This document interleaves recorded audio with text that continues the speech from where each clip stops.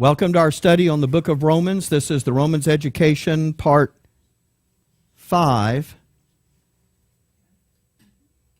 Sessions 6 and 7. We've been studying the sonship decision-making skill of justice, and we're in those verses in Romans 13, verses 1 through 7, that talk about our relationship to human government. Justice is that issue that concerns itself with right and wrong.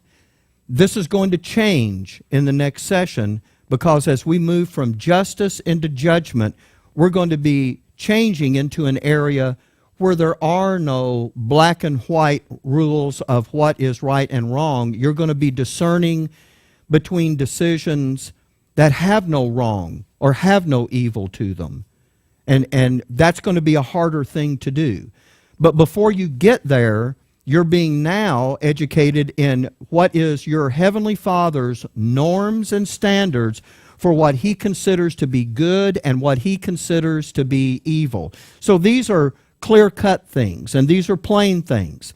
And because these are because you're going to be using this to labor with your Father in the heavenly places, and because this is all going to come into play there, this is a sonship decision-making skill. Because it's your sonship that you're actually going to carry with you when you get into those heavenly places.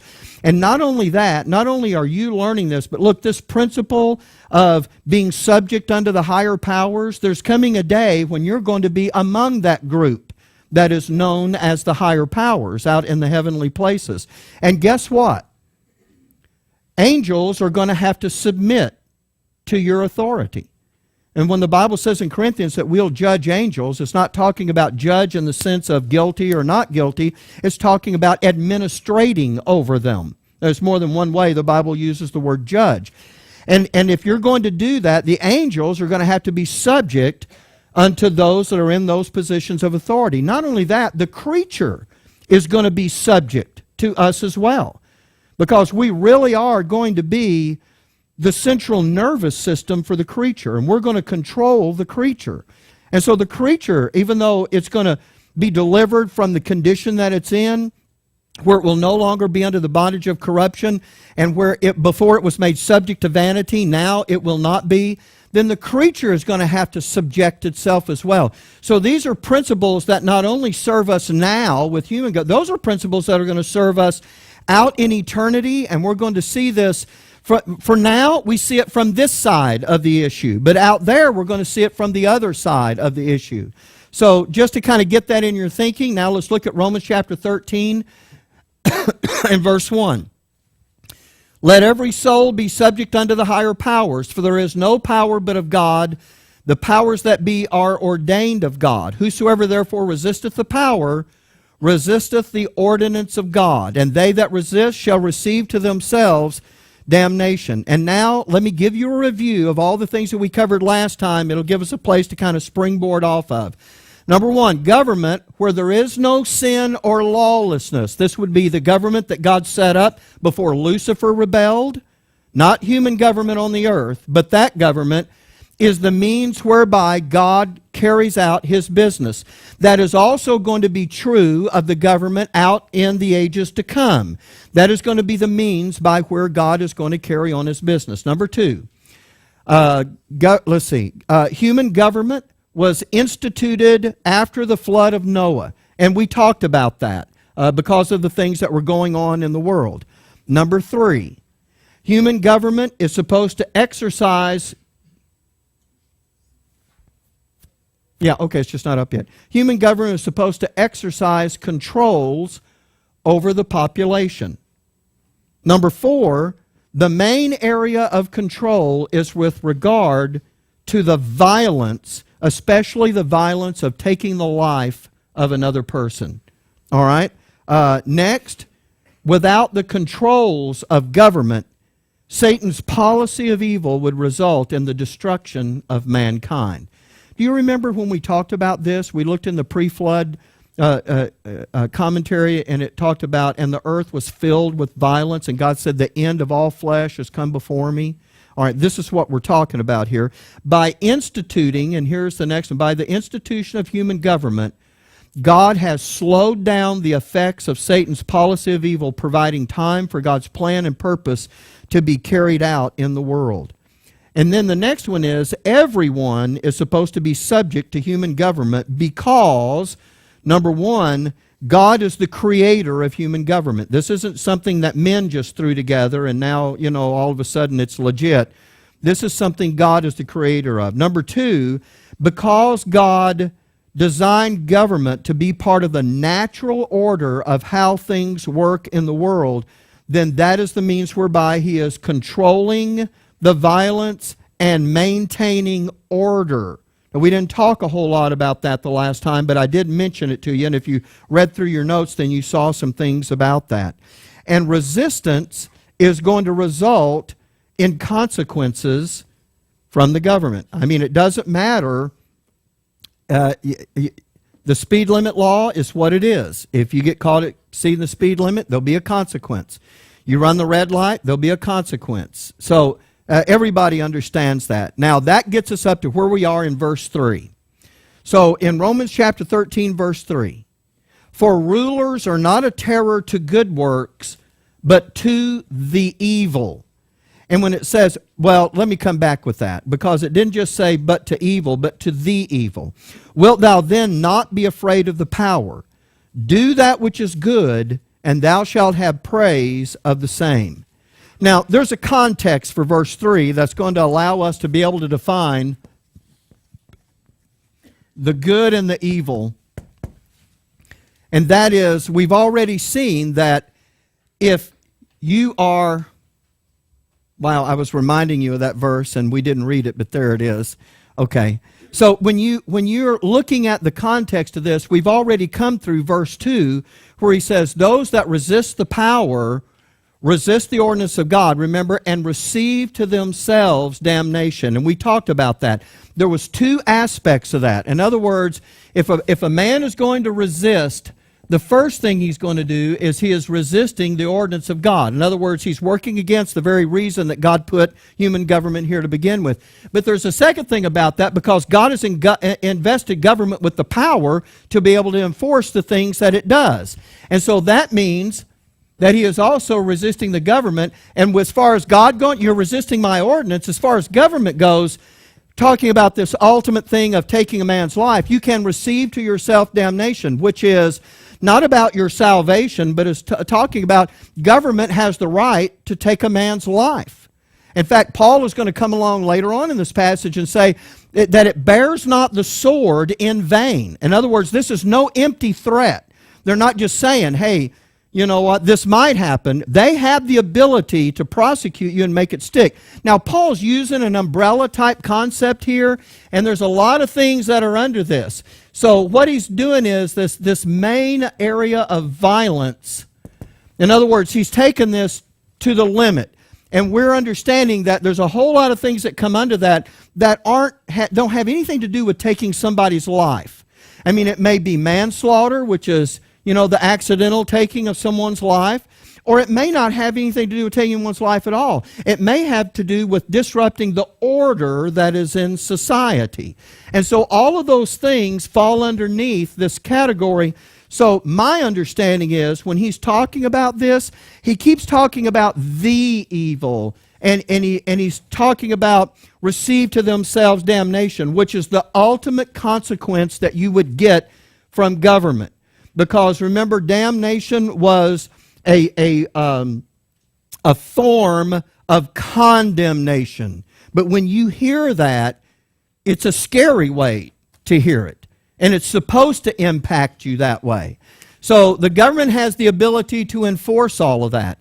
So because we just came out of that discussion, when we're talking about the good and the evil, for rulers are not a terror to good works. And that means the good works would be, they're not talking about good works as far as God's concerned. God's not talking about His righteousness here. He's talking about human government that He has instituted for one purpose, and that is to control the people on the earth so that the earth doesn't engulf itself in the same kind of chaos that resulted in the destruction of the flood. And so because of that, God instituted this. So in this context of good and evil, what is good? Yeah, obeying the laws of the government. And it says, for rulers are not a terror to good works. Look, if the speed limit is 75 and you're doing 70, even though I know for some there's a tendency when you see him parked on the side of the road and you're still 5 miles below the speed limit, you still tap that brake a little bit, some of you, don't you? Because you're making sure. But you know what you know? That as long as you're not exceeding that speed limit, you don't need to worry about him. He's not going to pull you over for doing 70 in a 75. So he's not a terror to good works. Can you back me up to that one again, Trent? He's not a terror to good works, but to the evil. Well, the ultimate evil, the evil is what? The violence that takes a man's life. And it can be those things that don't have to do with that, but have to do with the order of a society that keeps things functioning right. Well, here's my point, is that the good and the evil, by the context that we've already seen, Francis says the good is to keep those laws. The evil would be to, well, sure, I mean, that's it. And if you do that, then you know what you know? There's a good chance that government is going to step in and do that. I got called to jury duty last week. And on Tuesday, I've gotten out of it every time because usually they call me on a Tuesday that I'm supposed to be here. And so I go down there and I plead my case, and the judge always lets me off. This time they called me on a Tuesday that was not a Glen Rose Tuesday.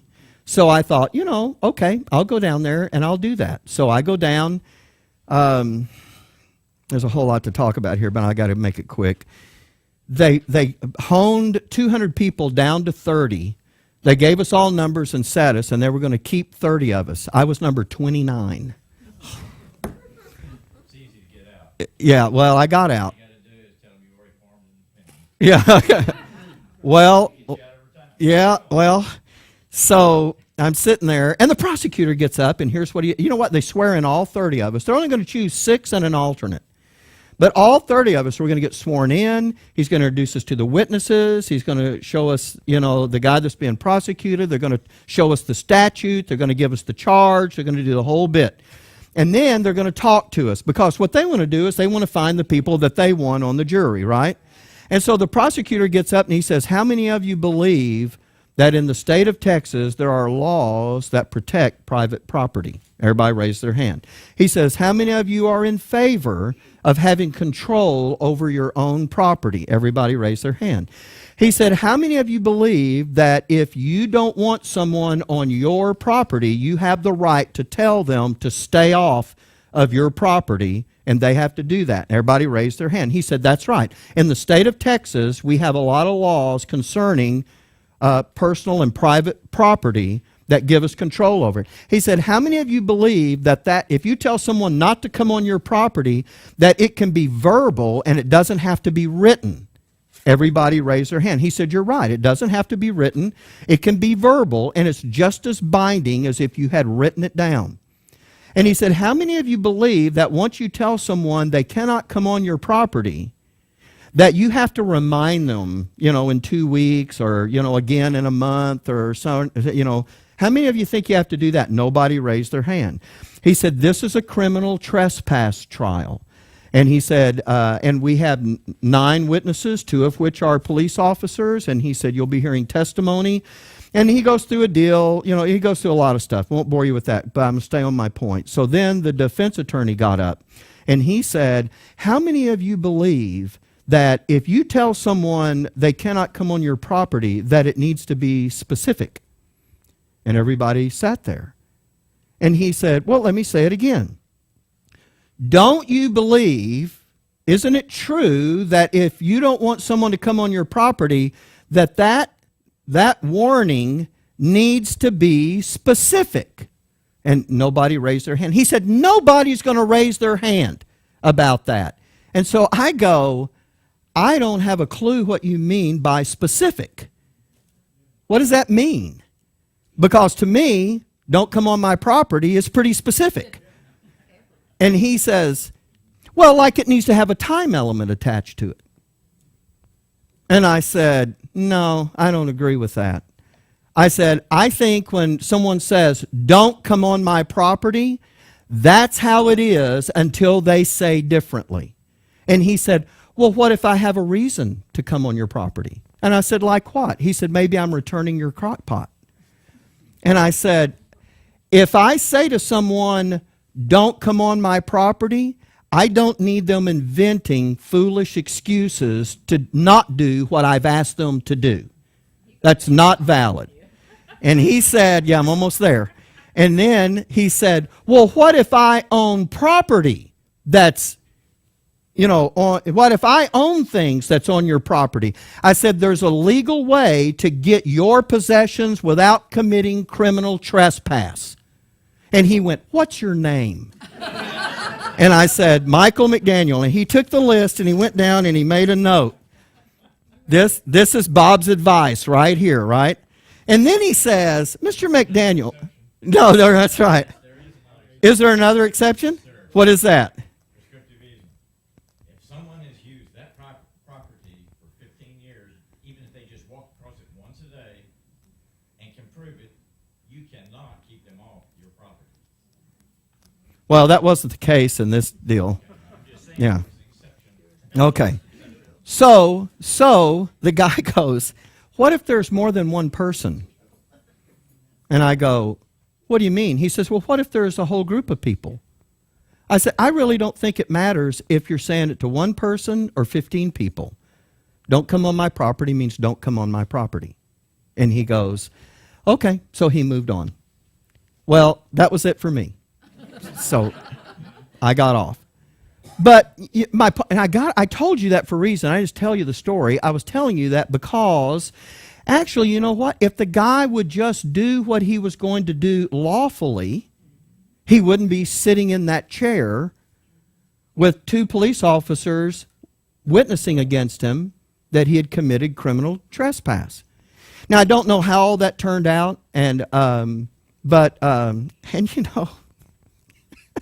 do I dare tell you this little part right here? I've wasted too much time on it already. No, I'll tell you later. Okay. So, as far as the government is concerned, the keeping of the law is good works, and the violation of those laws are considered to be evil. The ultimate evil would be the taking of another man's life. This is not representative of the standard of God's righteousness. Government was not invented to enforce the righteousness of God. That it is a divine institution because God created it, but it is not the institution whereby God carries out his righteousness. Okay, now, Trent gave us that Genesis 6:5 thing a while ago. I'm going to get him to skip that, and we're going to just stay right there in verse 3. That's fine. Just stay right there. For rulers are not a terror to good works, but to the evil. Wilt thou then not be afraid of the power? In other words, Paul is saying, if you know they have the power to punish you for what you're doing, then doesn't that, shouldn't you fear the power? That's what he's saying. And then, do that which is good, and thou shalt have praise of the same. In other words, you don't have to worry about government being a terror to you as long as you're going to do the things that you are supposed to do. Live a quiet, peaceable, orderly life, and being subject to the powers that be, and those things will, as far as that section is concerned, will be okay. But listen carefully, this doesn't mean that government can't persecute you as a believer. That has happened in the world before. It's happening in some countries today. You may keep all of the laws of the land as far as civil law goes, but sometimes, and let me tell you, and if you do get persecuted because of that, it is not an exemption for obeying the command of Romans 13:1. God's not giving you an out by that. And so just to bring that issue up, by the way, I was going to show you something here. Remember when we talked about prayer, and I talked about sonship prayer and how you have an involvement in sonship prayer, and as you're talking to your father about something that needs to be done, you're looking at what you as a son are actually going to do about that in actually laboring with your father in that issue. And someone, I thought it was in Monahan's, but it may have been here, someone asked me, What about that thing over in 1 Timothy chapter 2 where Paul talks about pray for those who are in authority? How are we supposed to be involved in that? Was that you, Francis, that asked me that? Okay, there's a lot of trouble over here, so I don't know, it's just a general thing. So if Trent can get us over there, it's 1 Timothy chapter 2. Let me just read verse 1 to you here. Here it is. I exhort, therefore, that first of all, supplications, prayers, intercessions, and giving of thanks be made for all men, for kings, and for all that are in authority, that we may lead a quiet and peaceable life in all godliness and honesty. Because really, that kind of life is the life that is most conducive to a sonship life. But the answer to that question is actually sitting in this verse. We are, back me up to that, yeah. Because as we look at that verse, if you're going to be praying for those who are in authority, what are you praying for them to do? The Bible's not talking about you praying for specific policies. Well, wouldn't you be praying for them to do the very thing that God created government to do? Wouldn't you do that? In other words, to control the population and to bring order to society.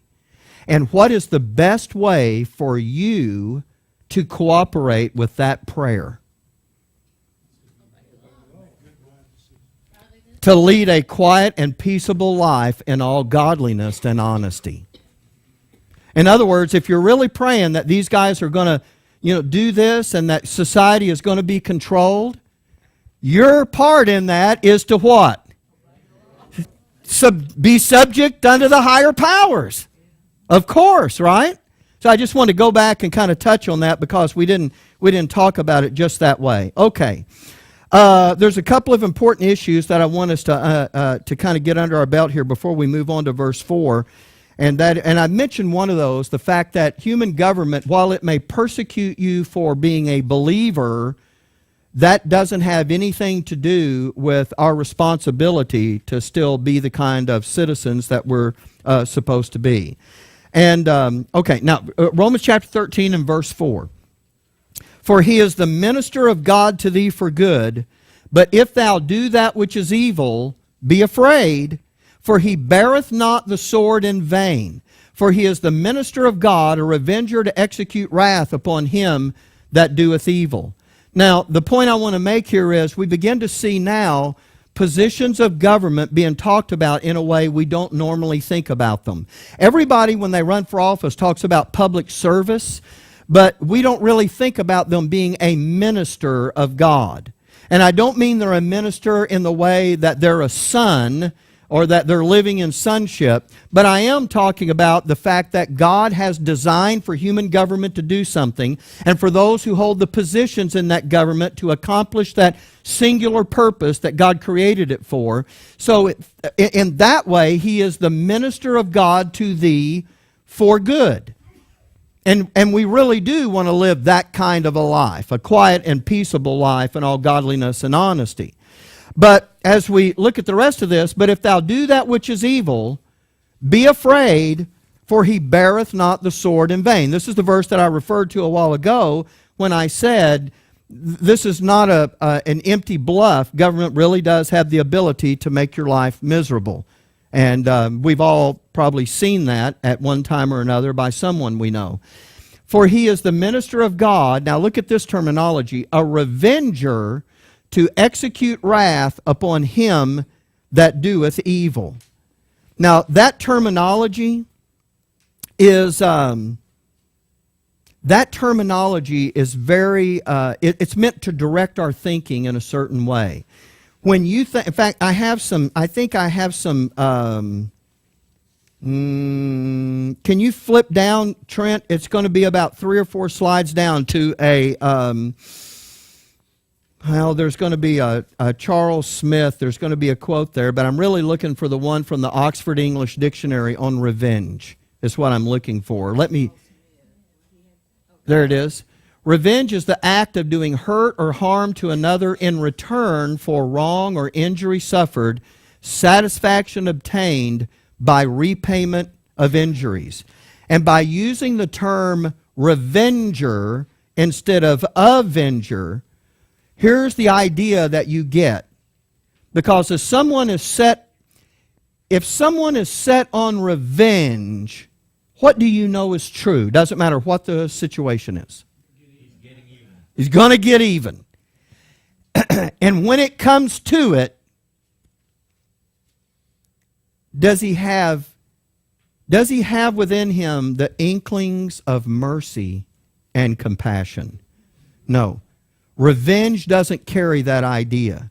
So when the Bible talks about a revenger of them, it's talking about the law is not looking to go, you know what, just going to kind of overlook this one, just going to kind of let this one go. This is not the area of compassion. This is about justice. And we see that sometimes.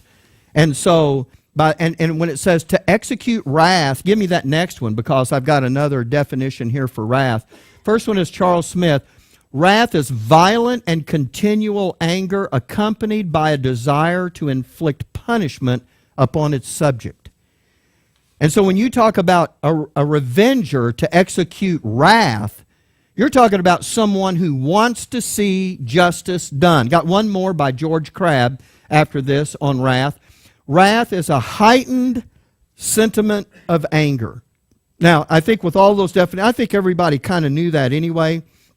But we understand that this is once again talking about this greatest of crimes. I mean, this is the kind of terminology you would use for that. A revenger to execute wrath upon those that do evil. Now, are there lesser crimes? Of course there are. And there are lesser punishments that are supposed to be in line with those crimes. But it has the power to do all of those. Now back to Romans chapter 13 and verse 5. Wherefore you must needs be subject, not only for wrath, but also for conscience sake. So when you talk about, I'm going to be subject, let me say it to you like this. Even a lost person can, I don't have my watch on. Does anybody know what time it is? Okay. Even a lost person will say this. I don't want to get a ticket, so I'm going to slow down. I don't want to go to jail, so I'm not going to rob the 7-Eleven. I don't want, and that wrath is, it does have an effect on what people do. Will it control everything in society? No, it won't. But will it control society at large? Yeah, it will. So here's my point. When he says, not only for wrath, but for conscience sake, he's now saying that we have another reason to do the things that we're exhorted to do, not just so you don't get in trouble. Now, let me just illustrate this for a moment. If your kid comes home and he says, my friends tried to talk me into doing something really stupid. Here's what they said. And then you go, what did you say? And he said, I told them I wasn't going to do that because we would get in big trouble. You're glad that he didn't do it, right?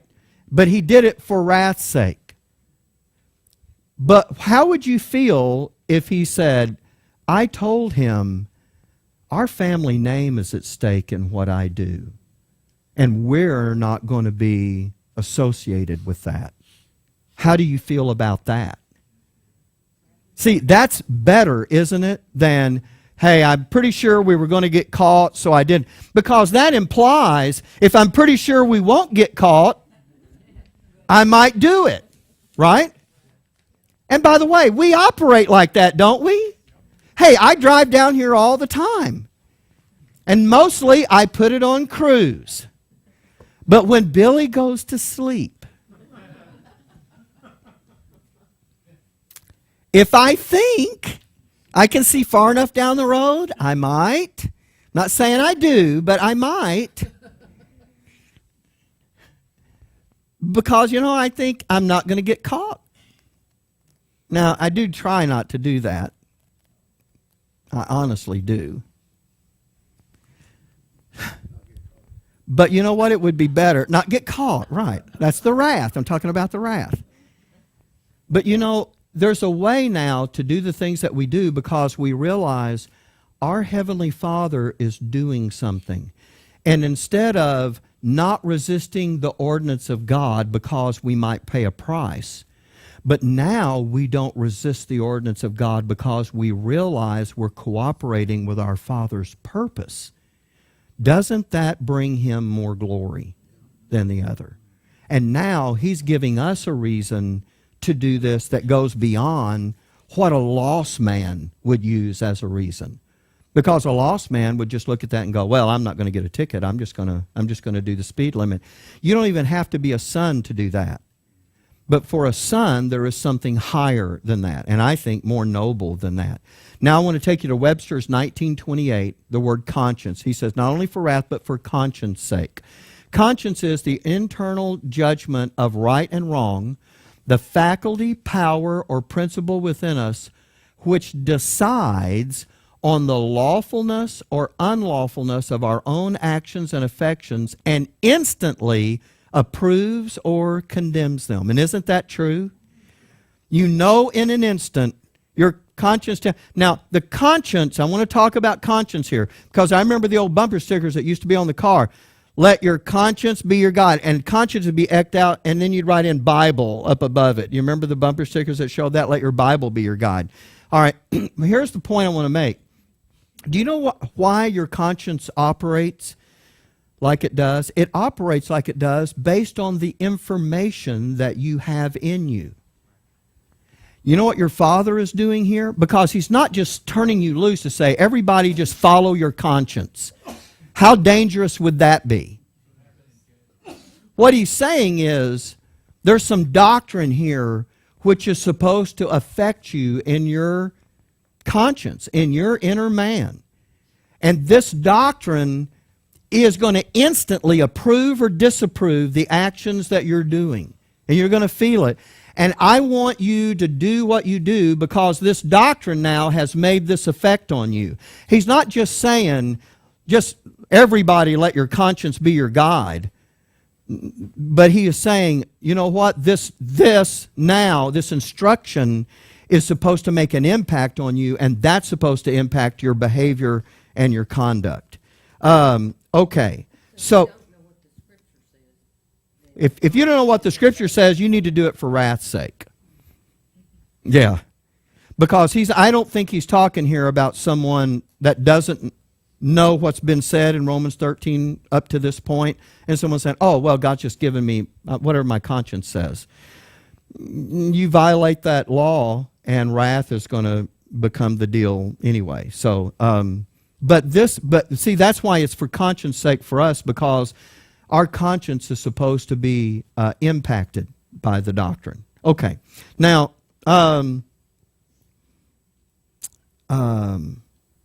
let's review this now. Rulers are not a terror to those who live a quiet and peaceable life in obedience to the law of the land. Rulers are meant to be a terror to the lawlessness of men, especially to violent offenders. Because of what government can do, we ought to be afraid to resist the power. That's true. If we subject ourselves, we'll be looked upon by government with favor. Rulers are ministers of God with regard to what God ordained government to do, no matter who they are. Rulers are meant to discharge their office to our benefit.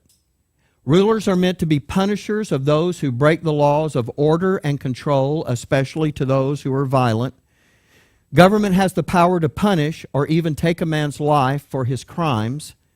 Therefore, we subject ourselves for wrath's sake, and we also subject ourselves for conscience sake because we are sons. Any question about that? I do have a question. Okay. What exactly the wrath are you talking about? I'm a little confused about it. The punishment that government can inflict upon you for the breaking of its laws. Okay. Okay. Romans 13:6. For this cause pay ye tribute also, for they are God's ministers, attending continually upon this very thing. Let me give you I just put tribute in a definition that follows this. Tribute is a forced tax upon the citizens of a nation. Jesus made a statement. I know it's Israel's program, but he talked about rendering unto Caesar that which is Caesar's and rendering unto God that which is God's. Now look at Romans 13:6, this next here. It says, for this cause pay you tribute, for they are God's ministers. In other words, they're doing the thing that God ordained government to do. And then this last phrase here, attending continually upon this very thing. And we would say this jokingly, but if there's one thing government loves to do, it is control people. And they are continually doing it, aren't they? And it seems like the controls become more and more with the passing of time.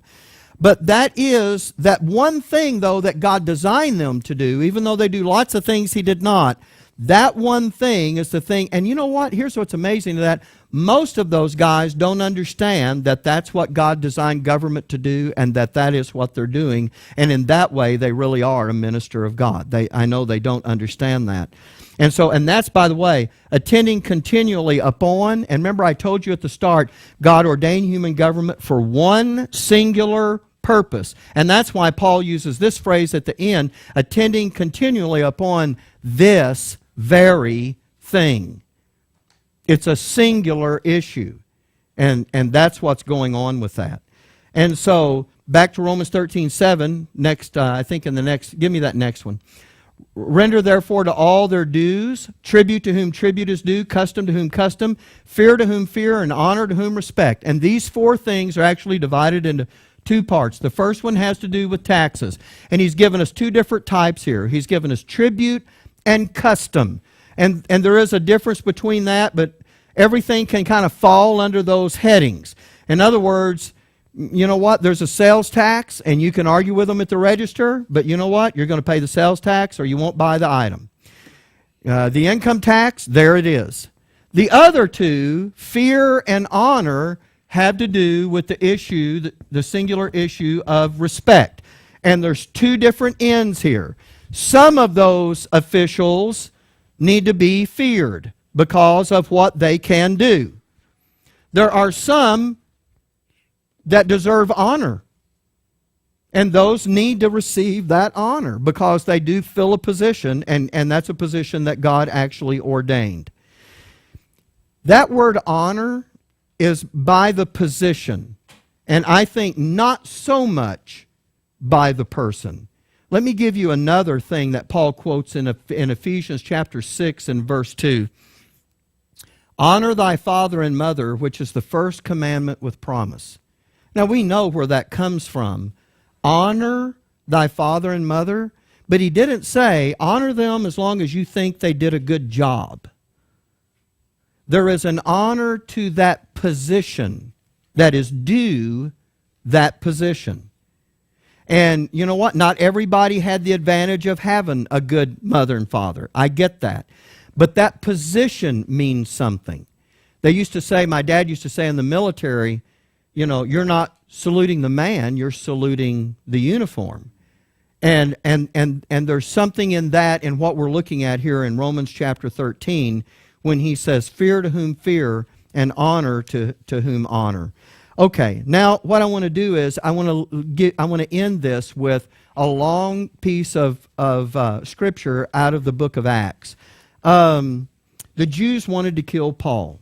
And so what they did is they tried to arrange it where Paul would be sent back to Jerusalem. They were going to lay in wait on the way. They were going to kill Paul. And they actually wanted the Roman governor to participate with them in this. But I want to show you what Paul says about this. He makes a very interesting comment. Acts 25:1. Now when Festus was come into the province, after 3 days he ascended from Caesarea to Jerusalem. Then the high priest and the chief of the Jews informed him against Paul and besought him and desired favor against him that he would send for him to Jerusalem, lying wait in the way to kill him. So they're saying, we want you to go to Jerusalem, send for Paul. When he's on the way, we'll kill him. But Festus answered that Paul should be kept at Caesarea and that he himself would depart shortly thither. Let them therefore, said he, which among you are able, go down with me and accuse this man, if there be any wickedness in him. So he says, if you want to accuse him, you can go down with me, but he's going to stay at Caesarea. And verse 6, and when he had tarried among them more than 10 days, he went down unto Caesarea, and the next day, sitting on the judgment seat, commanded Paul to be brought. And when he was come, the Jews which came down from Jerusalem stood round about, and laid many and grievous complaints against Paul, which they could not prove. While he answered for himself, neither against the law of the Jews, neither against the temple, nor yet against Caesar have I offended anything at all. But Festus, willing to do the Jews a pleasure, answered Paul and said, Wilt thou go up to Jerusalem and there be judged of these things before me? Paul is smart. He says in verse 10, Then said Paul, I stand at Caesar's judgment seat where I ought to be judged. To the Jews have I done no wrong, as thou very well knowest. Look at this statement. If I be an offender, or have committed anything worthy of death, I refuse not to die. He didn't say, I refuse to die. He said, I refuse not to die. Do you know what Paul is saying here? If I'm found worthy of death by your laws, I insist you execute me.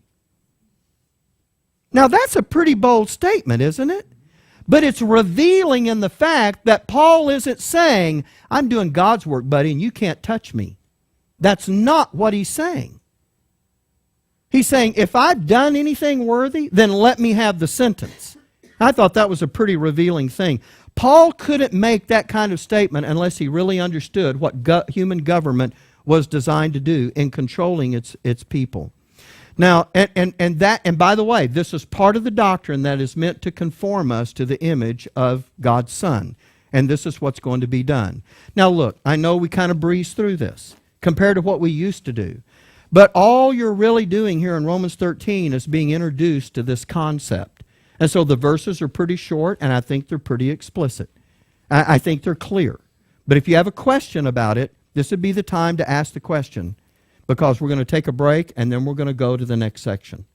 Francis? What would happen, or what does happen, or what should we do when government itself is corrupt? Well, like Hitler's government, he's not, I can't understand that. Why we would have to do what? Somebody like Hitler, who is so against what he's supposed to be. right. What are we supposed to do in that case? All right. If you What should the Jews have done?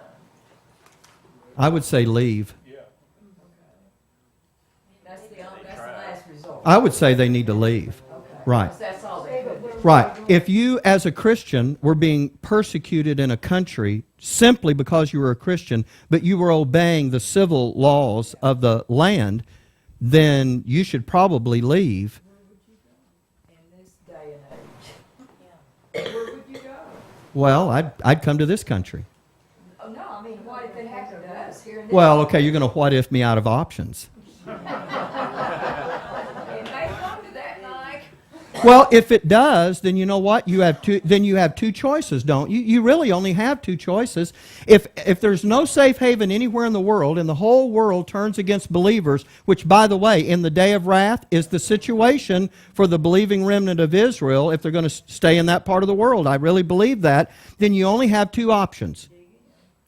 Then you're going to patiently endure tribulation, and you're going to build your joint heir inheritance to the glory of your heavenly Father, or you're going to do like some members of the remnant, and you're going to cave to the pressure. You're going to go back into the temple, and you're going to participate in the sacrificial system that actually makes what Jesus did of no effect. That's the only two options you got. So, fortunately, there is a grace, you do remember, because the pledge is not, I'll always have a place of liberty and freedom for you. That's not the pledge. The pledge is that my grace is sufficient. Yeah, and and only a son can really get that, Okay. All right, good question. Are we done? All right, we'll take a break, and we'll come back, and we'll start on the next section of godly judgment.